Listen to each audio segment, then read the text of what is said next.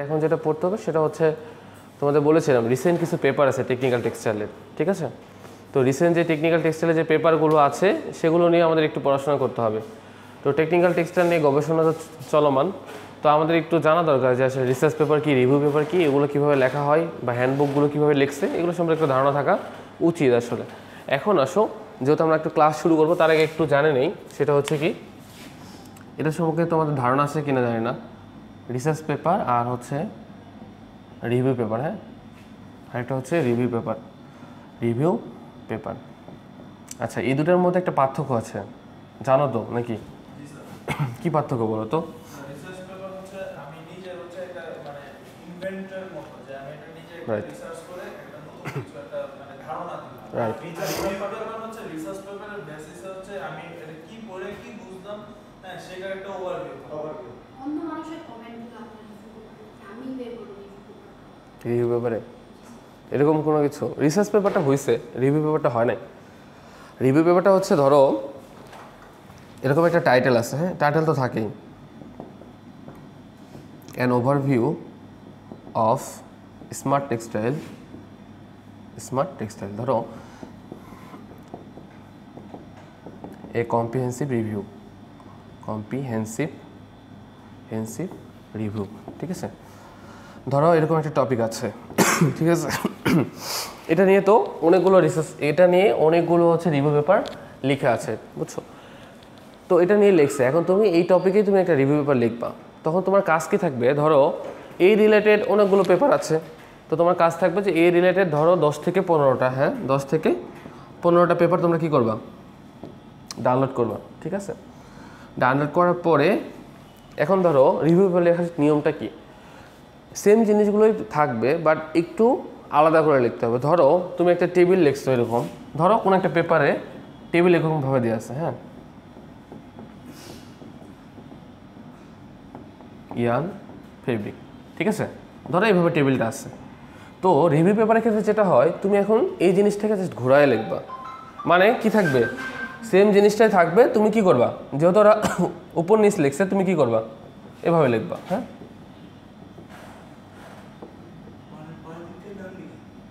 হ্যাঁ। এটা দ্বারা অর্থ হচ্ছে রিভিউ পেপার লেখাই তো আছে, তাই না? এই জিনিসটাকে জাস্ট ঘুরায় লিখতে হবে, ঠিক আছে? নতুন ইনোভেটিভ কোনো কিছু না। রিসার্চ পেপার মানে কি? তুমি যে এটা নিয়ে কাজ করবা, নতুন কিছু আইডিয়া তুমি জেনারেট করবা, মানুষকে তুমি আউটপুট দিবা, সেটা হয় রং হতে পারে, সেটা হয়তো বা কী হতে পারে, ট্রু হতে পারে। মানে ধরো তুমি রিসার্চ পেপারে যে সাকসেস হবে এমন কোনো কথা নেই, ফেলিয়ার হওয়ার সম্ভাবনাটা কিন্তু বেশি, বাট এটা কিন্তু রিসার্চ, ঠিক আছে? তুমি একটা টপিক নিয়ে কাজ করেছো, সাকসেস হইতেও পারো নাও হইতে পারো, বাট ধরো তোমার রেজাল্টটা নেগেটিভ আসছে, সেটা কি রিসার্চ না? অবশ্যই রিসার্চ, কারণ তুমি একটা নিয়ে কাজ করেছো, নতুন কিছু দেওয়ার চেষ্টা করেছো। বাট রিভিউ পেপারে যেটা হয়, এই জিনিসটা আসেই একটা পেপারে, হ্যাঁ, তুমি যদি এটাকে লেখো বাট এটাকে একটু ঘুরায় লিখতে হবে।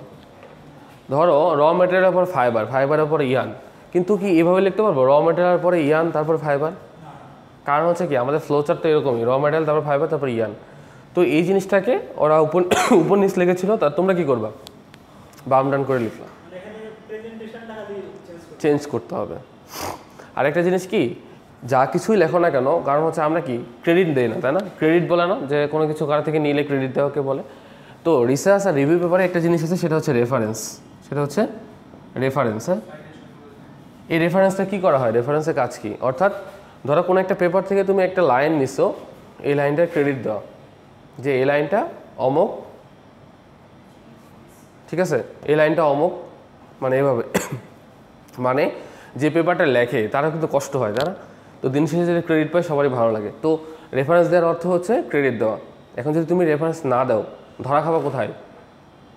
তুমি যখন একটা অনলাইনে সাবমিশন করবা, ওদের হচ্ছে একটা কি আছে, যদি তুমি, হ্যাঁ, তুমি কিন্তু ধরা খেয়ে যাবা যে এই লাইনটা অমুক পেপারের, এই লাইনটা অমুক পেপারের, এরকম চলে আসবে, লাল কালি দিয়ে চলে আসবে আর কি, তখন পেপারটা অ্যাকসেপ্ট হয় না। ক্লিয়ার? এই জন্য যেটা করা হয়, প্যারাফ্রেজিং চিহ্ন, তো প্যারাফ্রেজিং টুল নাম শুনেছ? প্যারাফ্রেজিং, প্যারাফ্রেজিংয়ের নাম শোনো নাই? কুইলবোর্ড, নেটে সার্চ দাও কুইলবোর্ড গুগলে, ওখানে দেখবা যে প্যারাফ্রেজিং টুল আছে, আবার হচ্ছে গ্রামার চেকার আছে, বুঝছো? মাঝে মাঝে তোমাদের অ্যাসাইনমেন্ট লিখতে দেওয়া হয় না, তোমরা যে মাঝে মাঝে কপি করো না, প্যারাফ্রেজিং করলে কি হয়, ওই লেখা আর সেম থাকবে না, চেঞ্জ হয়ে যাবে লাইন, তখন আর কপি ধরা পড়ে না। এই জন্য প্রত্যেকটা লাইনে এটা চেঞ্জ করা যায়, বুঝছো? প্রত্যেকটা লাইনে কি করা যায়, চেঞ্জ করা যায়। এটা হচ্ছে যারা রিসার্চ পেপার বা রিভিউ পেপার লেখে তারা এই জিনিসটা কিন্তু ইউজ করে। ক্লিয়ার? এই জিনিসটার কথাই বলা হয়েছে, পারা যাবে। তাহলে কি, যদি কেউ জিজ্ঞাসা করে রিসার্চ পেপার কি এবং রিভিউ পেপার কি, পারবা? এখন আসো মানে কিভাবে লিখবা, এটা একটা গুরুত্বপূর্ণ বিষয়। তোমাদের সামনে কি আছে, প্রজেক্ট। আমি তোমাদের এই জিনিসগুলো বলে দিই, এভাবে তোমরা কাজ করবে। হ্যাঁ, খাতা কলম আছে না সাথে? আচ্ছা, এটা বলে দেই, তোমাদের জন্য কাজে লাগবে। সামনে তোমাদের যেহেতু প্রজেক্ট ওয়ার্ক আছে, লাগবে আর কি। আচ্ছা, ঠিক আছে, লেখো। ফার্স্ট তোমাদের যেটা কাজ, টাইটেল। ফার্স্ট যেটা কাজ থাকবে সেটা হচ্ছে টাইটেল নির্ধারণ করা। ঠিক আছে, টাইটেলটা চেঞ্জও হতে পারে। টাইটেলটা কী হতে পারে, চেঞ্জও হতে পারে। এখন ধরো তুমি যদি মেজর ওয়েট নাও, তাহলে তোমার ডাইং রিলেটেড কোনো কাজ করতে হবে। তুমি যদি মেজর অ্যাপারেল নাও, অ্যাপারেলের রিলেটেড কাজ করতে হবে। যদি ইয়ান নাও, ইয়ান রিলেটেড কাজ করতে হবে। যদি ফেব্রিক নাও, ফেব্রিক রিলেটেড কাজ করতে হবে। ফার্স্ট যেটা, সেটা হচ্ছে তোমাকে একটা টাইটেল সিলেক্ট করতে হবে। তুমি কীভাবে টাইটেলটা সিলেক্ট করবা? ধরো আমি তোমাকে বলি যে ডেনিম নিয়ে তুমি কাজ করতে চাও, ধরো একটা দিলাম, এরকমই দিলাম।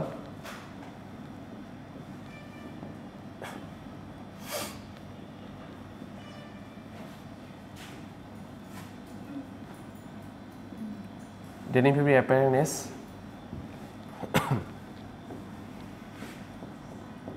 স্টিফনেস, ঠিক আছে,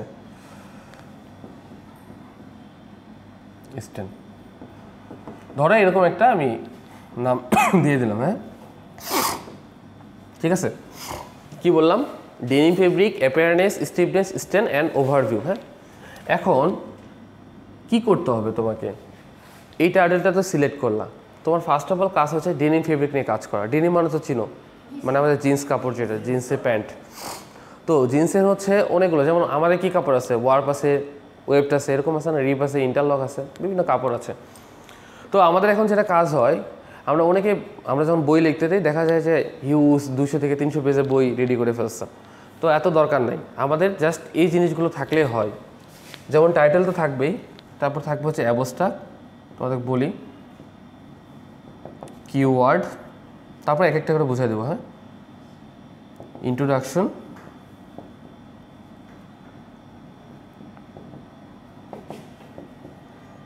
ম্যাটেরিয়াল মেথড,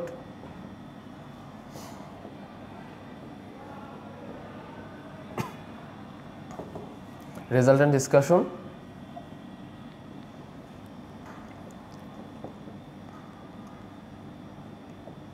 আরেকটা হচ্ছে কনক্লুশন। ঠিক আছে, বলতেছি এটা হচ্ছে তোমার কি, দেখো, হ্যাঁ রেফারেন্স তো আছে, আমি পরে বলতেছি। এখন তোমরা তো এগুলো সম্পর্কে জানো মোটামুটি, এগুলো জানো। অ্যাবস্ট্রাক্ট কি জানো? হ্যাঁ, না, একটা পেপারে অ্যাবস্ট্রাক্ট বলতে কি বোঝায়, এগুলো জানা দরকার। তোমরা হচ্ছে এভাবেই তোমরা কাজ করবা। প্রজেক্ট যখন নিবা, জাস্ট এই জিনিসগুলো থাকলেই হবে, বাকি বাড়তি কোনো কিছু করার কোনো দরকার নেই। এখন হচ্ছে অ্যাবস্ট্রাক্টে কি, সাধারণত পেপারের অ্যাবস্ট্রাক্টটা সবার শেষে লেখা হয়। পেপারটা তুমি যখন লিখবা, অ্যাবস্ট্রাক্টটা শেষে লেখা হয়। হ্যাঁ, রাইট, সামারি। অর্থাৎ ধরো প্রায় 200 পেজের বই, আমরা ম্যাক্সিমাম মানুষই আছে যারা হচ্ছে বই পড়তে পছন্দ করি না। ম্যাক্সিমামই, আমি বলতেছি না সবাই পছন্দ করে না, অনেকেই আছে যারা বই পড়তে পছন্দ করে। হ্যাঁ, যেমন ধরো আমিও কিন্তু মানে একাডেমিক বাইরে অনেকে গল্পের বই টই পড়ে, এগুলো পড়তে কিন্তু আমি অভ্যস্ত খুব বেশি না। এখন ধরো 200 পেজের একটা কবিতার লাইন বা 200 পেজের একটা বই লিখছে, বইয়ের তো সামারি আছে বা কিছু একটা গল্প নিয়ে লিখছে। এখন তুমি পাঠক, তুমি যদি এই অ্যাবস্ট্রাক্টটা পড়ো, ধরো তুমি একটা অ্যাবস্ট্রাক্ট পড়েছো, অ্যাবস্ট্রাক্ট সাধারণত এরকম হয় 250 থেকে 300 ওয়ার্ড সবসময়। হ্যাঁ, সামারি তো বোঝো, তাই না? 250 থেকে 300 ওয়ার্ডের মধ্যে একটা অ্যাবস্ট্রাক্ট লিখতে হবে।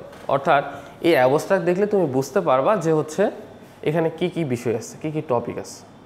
ধরো আমি যে পেপারে ধরো ডেনিম ফেব্রিকের হচ্ছে হিস্টোরি নিয়ে আলোচনা করেছি, ডেনিম ফেব্রিকের স্টেন নিয়ে আলোচনা করেছি, স্টিপ নিয়ে আলোচনা করেছি, ডেনিম ফেব্রিকের কালার নিয়ে আলোচনা করেছি, বা এর ফাস্টনেসটা ওয়াশ কেমন হয় এগুলো নিয়ে আলোচনা করেছি। এখন তাহলে কি ধরো 250 পেজের বই আছে, ওটা পড়ার আমার দরকার আছে। ধরো তোমার হচ্ছে তোমাকে কোনো টিচার বলেছে যে তুমি হচ্ছে 50টা পেপারে অ্যাবস্ট্রাক্ট পড়ে আসবা, 50টা পেপার তুমি পড়বা।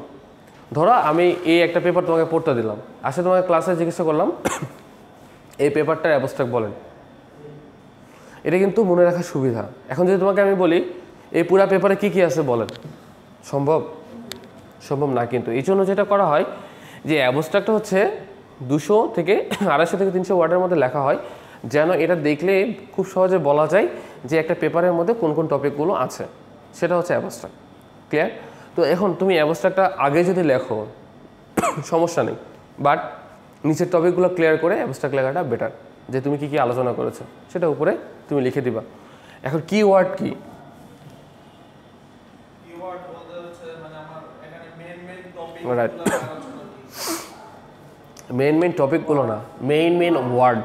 ধরো এই পুরো পেপারের যে সাধারণত 5টা ওয়ার্ড লিখতে হয়, 5টা ওয়ার্ড, হ্যাঁ 5টা ওয়ার্ড লিখতে হয় কিওয়ার্ড। বিভিন্ন জানার রিকোয়ারমেন্ট বিভিন্ন, ওনাটা 8টা আছে 10টা আছে, ম্যাক্সিমাম পেপারে 5টা ওয়ার্ড লেখা হয়।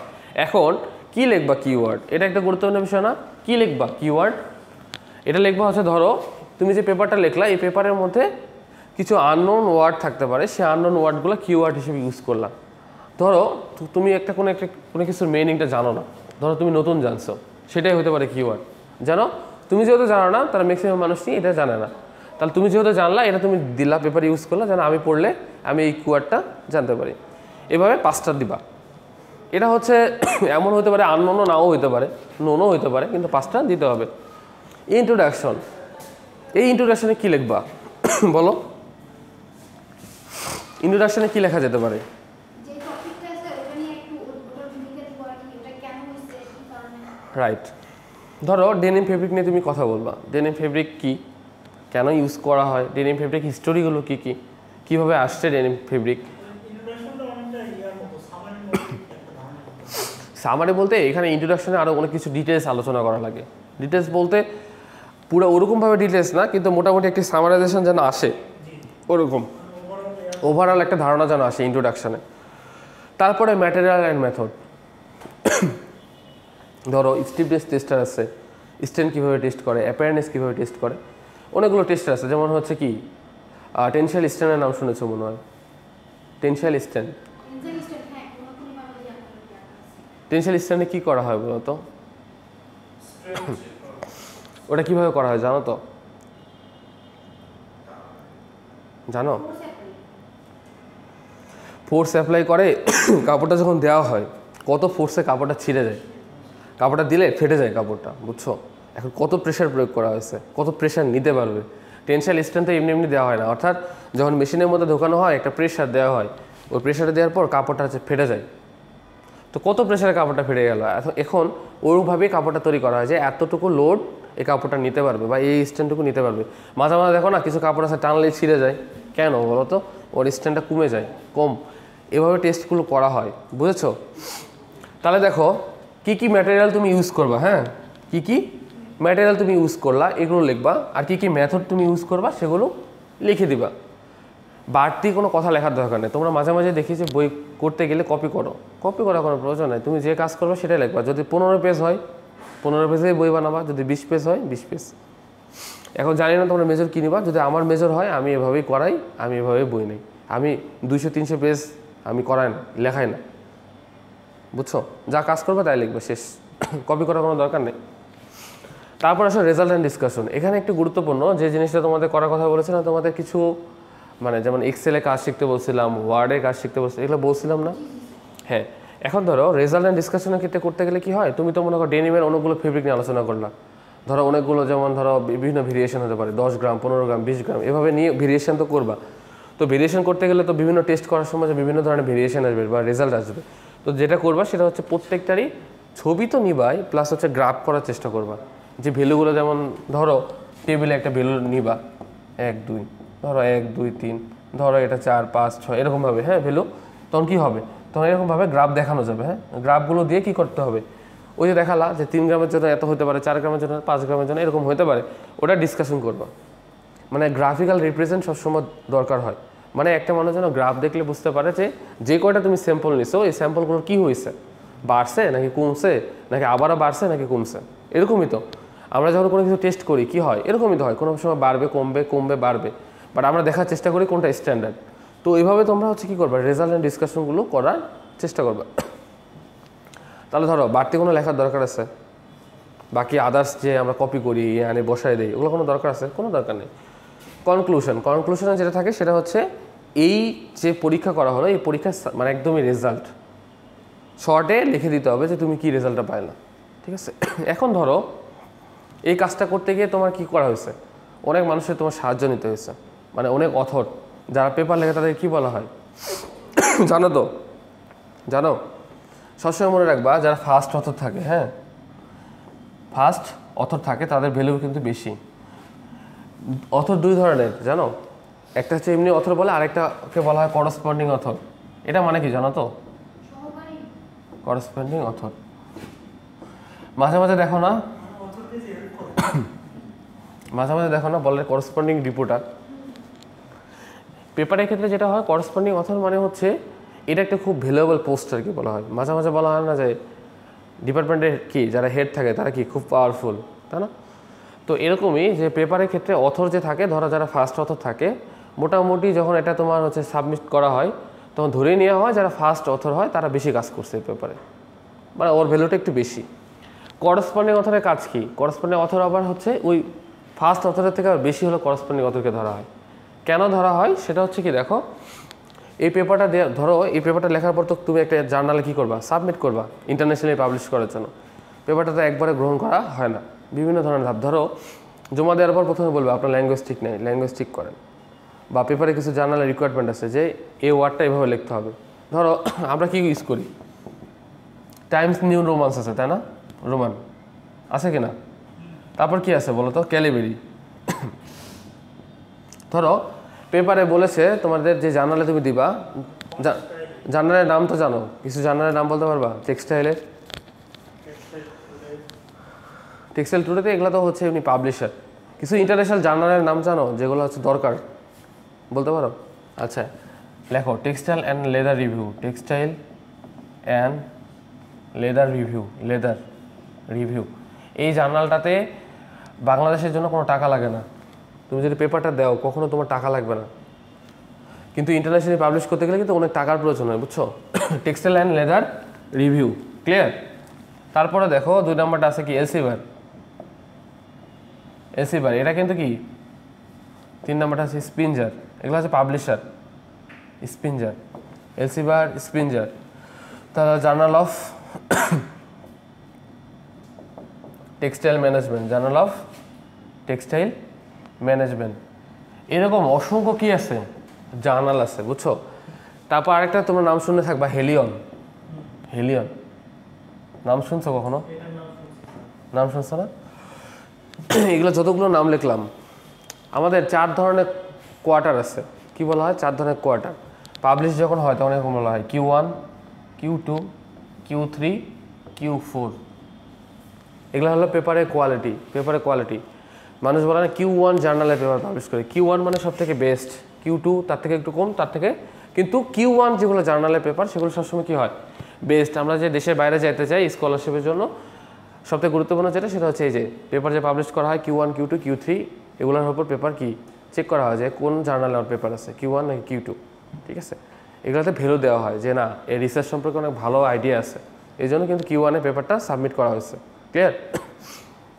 এগুলো সবগুলোর টেক্সটাইলের অনেকগুলো জার্নাল, এগুলোতে কিন্তু টাইম লাগে অনেক, বুঝছো। পেপার দিলে 1 বছর পর্যন্ত লাগে। আমার হলে হেলিয়নে আছে Q1 এ, অলরেডি রিভিউতে আছে। এটা হচ্ছে অলরেডি আমি ডিসেম্বরে 29 তারিখে জমা দিচ্ছি, এখন এটা কি মাস, আগস্ট, এখনও রিভিউ করতেছে, প্রায় 1 বছরের উপর টাইম লাগে। অনেক ভালো জার্নাল যে, আর রিভিউ করে 4 জন মনে হয়, অলরেডি একজন শেষ, এটা দেখা যায়, ট্র্যাকিং করা যায়। বাংলাদেশের জন্য হেলিয়ন, এলসিবার, স্পিনজার এবং টেক্সটাইল লেদার রিভিউ এগুলোতে বাংলাদেশের জন্য কম, কারণ 3টে ক্যাটাগরি আছে না, মধ্যবিত্ত কান্ট্রি হচ্ছে বাংলাদেশ, টাকা লাগে না। তাছাড়া অন্যান্য জায়গার জন্য কিন্তু হিউজ পরিমাণ ডলার লাগে, বুঝছো? এত পরিমাণ ডলার দিয়ে মাস্টার পেপারই পাবলিশ করবে না বাংলাদেশিরা, কারণ হচ্ছে প্রায় 10 লাখ 20 লাখ টাকা করে লাগবে। কে দিবে পেপারের জন্য? অনেক টাকা, 3500 US ডলার, $4500 মানে কত হিউজ না? তো এগুলোতে কী করবে? তো এগুলো সম্পর্কে একটু জানা দরকার, ক্লিয়ার? এগুলো হচ্ছে মনে রাখবো আর কি। হ্যাঁ, তো যেটা বললাম, এখন আসো রেফারেন্সের যেটা বিষয় বললাম, রেফারেন্সটা তোমরা কি রেফারেন্সিং করার জন্য দুইটা ব্যবহার করা, একটা হচ্ছে অনেকে ব্যবহার করা হচ্ছে এন নোট, হ্যাঁ, আর একটা আছে হচ্ছে ম্যান্ডেলি। তোমাদের কাছে অনেক নতুন লাগতেছে, বাট এগুলো জানা রাখা ভালো। সাইটেশন দুইভাবে করা যায়, এখনও অনেকগুলো আছে। আমি যেটা জানি সেটা হচ্ছে এন নোট আর হচ্ছে ম্যান্ডেলি। এন নোটের থেকে ম্যান্ডেলিতে খুব ইজিলি করা যায়। ম্যান্ডেলি একটা অ্যাপস আছে, তোমরা নামায় নিবা, ইনসার্ট সাইটেশন করলেই সাইটেশনটা অটোমেটিক হয়ে যাবে। সবথেকে মজার বিষয়, তোমরা সাইটেশন করছো কিনা কখনো জানি না,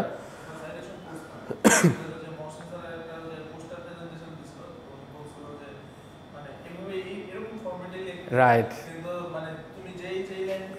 হ্যাঁ, ওটা কিভাবে করা যায়, এটা খুবই গুরুত্বপূর্ণ একটা জিনিস।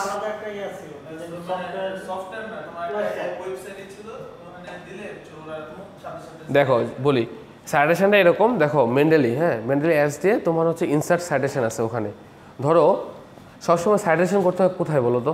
ধরো একটা লাইন শেষ হয়েছে, ফুল স্টপ দিলাম, মানে শেষ লাইনটা, সাইটেশন কই করতে হয়? কিছুই করতে হয় না, ব্র্যাকেট অটোমেটিক চলে আসে। ওটাও বলতেছি, bracket, third bracket, first bracket, ওটা কোনো ম্যাটার না, অনেকগুলো স্টাইল আছে, ওটার কথা বলতেছি। এই দেখো এখানে কি করতে হয়, সাইটেশন করতে হয়, মানে ফুল স্টপের আগে সবসময় সাইটেশন করতে হয়।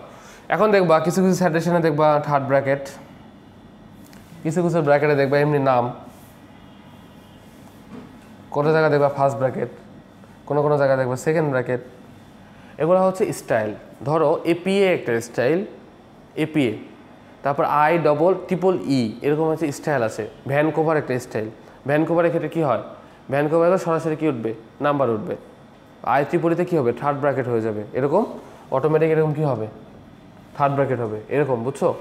তো যেটা করা হয় সেটা মনে রাখবা যে ইনসার্ট সাইটেশনে গেলে সবচেয়ে মজার বিষয়, এখন সাইটেশন মানে কি, ওখানে কি থাকে? ওখানে থাকে হচ্ছে জার্নালের নাম, পেপারের টাইটেল, অথর কে, ডেট অফ পাবলিশার কে এবং কবে পাবলিশ হয়েছে, আর এই পেপারটা কত পেজের। এই ডিটেলস ইনফরমেশনটা কী হয়ে যাবে, নিচে একবারে চলে যাবে, বুঝছো? তোমাকে অটোমেটিক করে আমরা কী করি, ইন্টারনেট থেকে কপি করে যে সাইটেশনটা নিয়ে যায় রেফারেন্সে 1 নম্বরে বসায় রাখি। এটা করতে হবে না তোমাকে। যদি তুমি অটোমেটিক ধরো এখানে দিলা, এখানে 1 হয়ে যাবে, আর নিচে রেফারেন্সে অটোমেটিক ওই পেপারে ফুল ইনফরমেশন চলে যাবে। ওখানে আবার ক্লিক করলে ওই পেপারে তোমার ভিতরে চলে যাবে। লিঙ্ক কানেক্টেড করা, এটাকে বলা হয় সাইটেশন, বুঝছো? এগুলো কিন্তু তোমাদের সামনে কিন্তু লাগবে আর কি, বুঝে গেছে?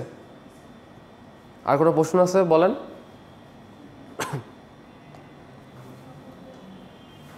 এগুলো এই যে কিছুদিন পরে তোমাদের লাগবে, তখন হচ্ছে তোমরা স্যারের কাছে যাবে, স্যার কীভাবে কী করবো, কেমনে লিখতে হয়, এই জিনিসগুলো এইভাবেই লিখতে বলবে, এভাবে লেখা হইলেই হয়ে যাবে, ক্লিয়ার?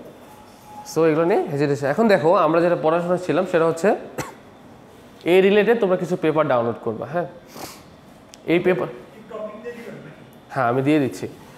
এখন এই পেপারগুলো কই থেকে ডাউনলোড করা লাগে বলো তো? তোমাদের জানা দরকার, যেহেতু তোমাদের, রাইট, গুগল স্কলার নাম শুনেছো কখনো? গুগল স্কলার থেকে কে বলছিল?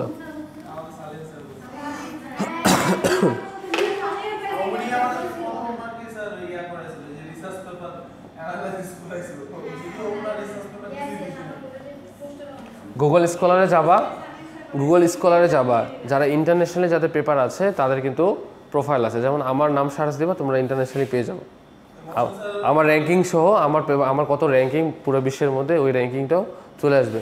যারা রিসার্চ করে, যাদের অনেকগুলো রিসার্চ গেটে জার্নালে পেপার আছে, তাদের নাম কিন্তু ওখানে মাঝে মাঝে হচ্ছে এই যে ইন্ডেক্স, সায়েন্টিফিক ইন্ডেক্স, ঠিক আছে, এডি সায়েন্টিফিক ইন্ডেক্স, এটাকে বলা হয় হচ্ছে পুরো বিশ্বের মধ্যে যারা যারা রিসার্চ করে এটা একটা তালিকা প্রকাশ করে, এডি সায়েন্টিফিক ইন্ডেক্স।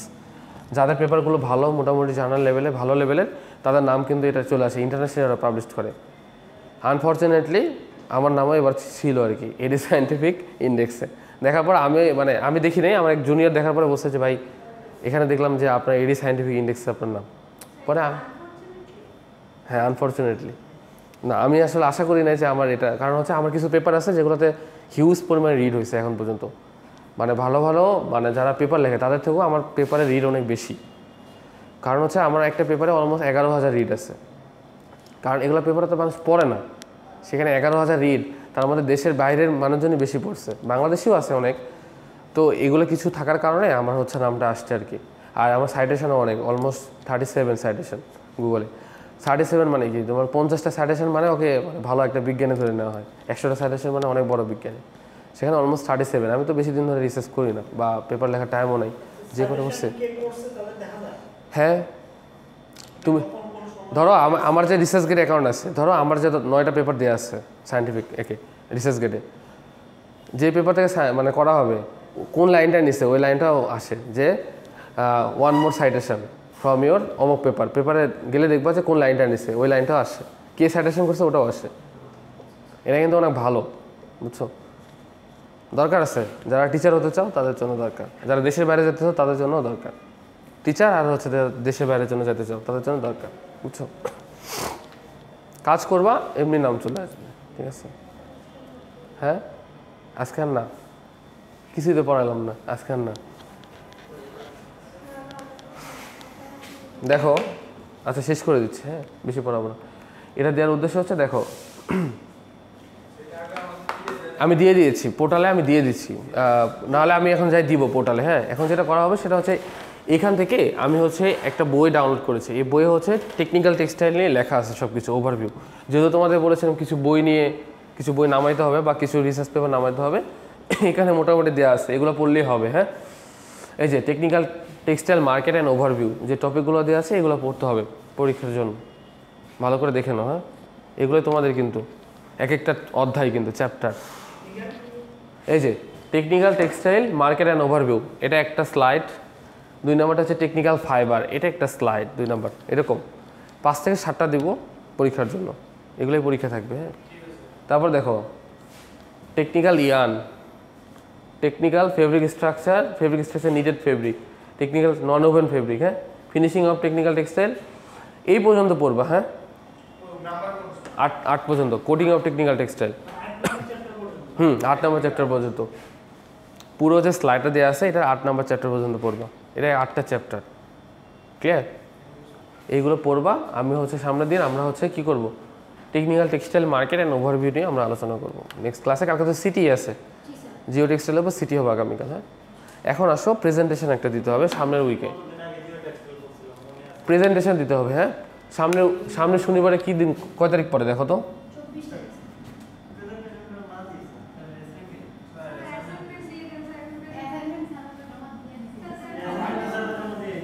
কয় তারিখ পরে দেখো তো প্রেজেন্টেশন? হ্যাঁ,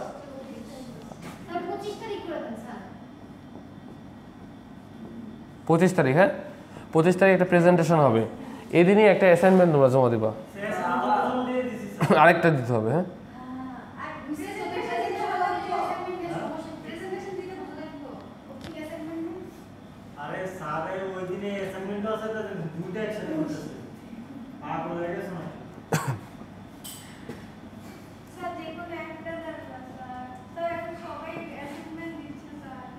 আরে শেষ করতে হবে তো।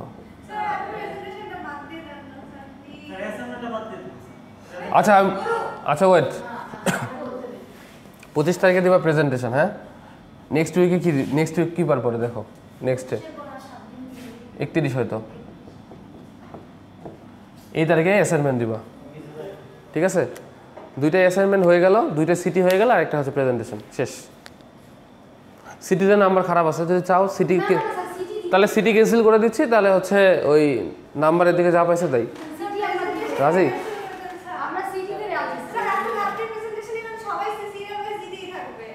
সবারটা আমি জানি না, টাইম আছে ঠিক।